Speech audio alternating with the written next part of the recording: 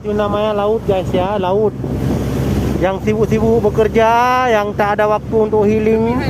Nah, ini namanya gunung guys ya. Kayak pohon guys. Ini guys ya. Nah, jadi guys, kalau ada waktu selama Amerika, datang saja ke Aceh guys. Ke Aceh banyak sahabat nih guys. Nah, ini dia guys. Indah sekali guys. Ya guys. Ya, siamang guys. Guys, ya. Itu laut guys.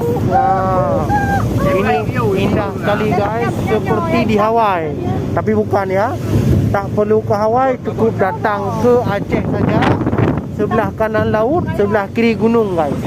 Jadi kita seperti di Hawaii guys. Guys. Indah sekali guys ya.